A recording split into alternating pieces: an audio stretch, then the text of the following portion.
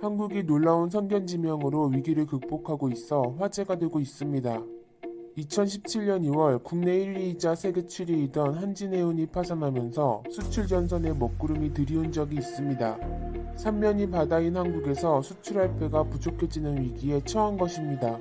이에 정부는 2018년 총 8조 원을 투입하는 해운 재건 5개년 계획을 발표한 바 있습니다.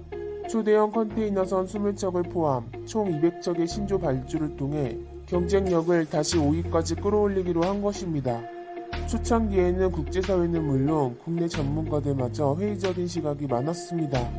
하지만 HMM은 계획대로 국내 조선 3사에 3조 1천억 규모의 초대형 컨테이너선 20척을 발주했습니다.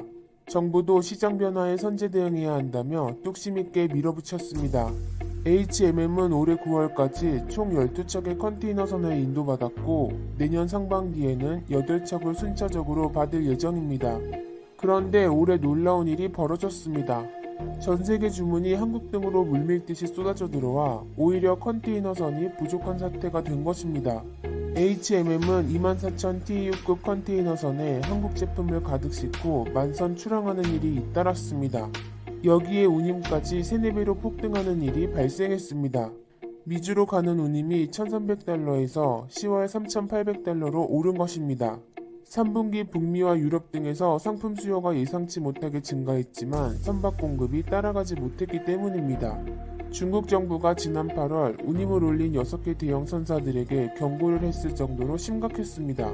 최근 부산 신항터미널에는 배가 부족해 수백 개의 컨테이너가 5, 6단씩 빼곡히 쌓였습니다. 이런 상황에 HMM은 북미 수출을 돕기 위해 지난달 31일 컨테이너선 2척을 긴급 투입했습니다. 정기 서비스 선박은 목적지 도착 후 선정량의 50% 정도를 화물로 채워 돌아오지만 긴급 투입된 임시 선박은 서둘러 돌아올 수밖에 없어 손실이 발생할 수도 있습니다. 하지만 중소기업 등의 수출을 지원하기 위해 적극적으로 의무를 다했습니다. 올 상반기 HMM의 영업이익은 1,300억 원으로 나타나 21분기 만에 흑자로 돌아섰습니다. 만약 2018년 미리 대비를 하지 않았다면 수출 피해가 더욱 극심했을 상황입니다. 이런 상황을 본 일본인들은 한국에서 수출하는 물건이 정말 있나요? 상대편에서 수입하기 위해 빈 컨테이너선을 보내는 것 아닌가요? 라며 믿을 수 없다는 반응을 보이고 있습니다. 사실 일본에서도 창고에 의류 등의 재고가 대량으로 쌓이면서 폐기의 골머리를 앓는다는 기사가 나오고 있습니다. 이는 자국민조차 일본 제품을 사지 않고 수출마저 힘들기 때문입니다. 도쿄 상공리서치에 따르면 4월에서 9월 파산한 일본 기업이 3,800개라고 밝히고 있습니다. 이에 일본인들은 과도하게 생산해서 다 망하게 생겼다고 한탄하고 있습니다. 그런데 한국은 컨테이너 운임 상승과 수요 증가가 대형 호재로도 작용하고 있습니다. 전 세계 선사들이 대형 컨테이너선 발주를 타진하고 있는 것입니다. 독일 선사는 23,000 TEU급 6척, 대만 선사는 15,000 TEU급 최대 10척 발주 계획을 세운 것으로 나왔습니다. 특히 독일 선사는 9월 말 컨테이너선 발주를 위해 한국과 중국 조선 소문을 두드렸습니다.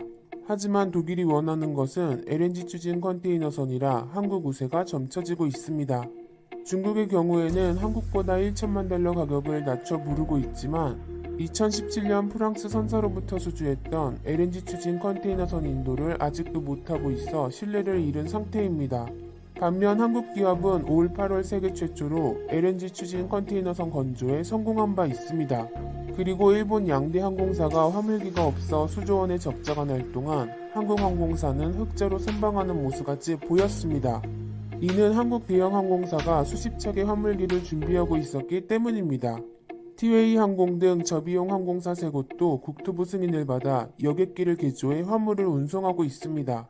진에어는 지난달 31일 LCC 최초로 미국 LA에 23톤가량의 첨단 제품을 실어 나르기도 했습니다. 이런 노력 덕분에 한국의 호조는 10월 데이터로도 극명하게 나타나고 있습니다.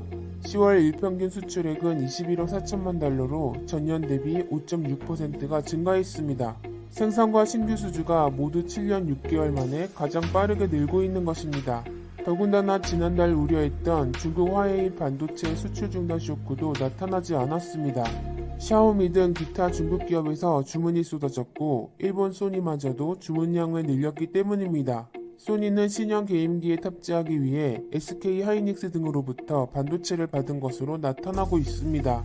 준비된 대한민국, 어떠한 위기가 와도 극복해내길 바랍니다.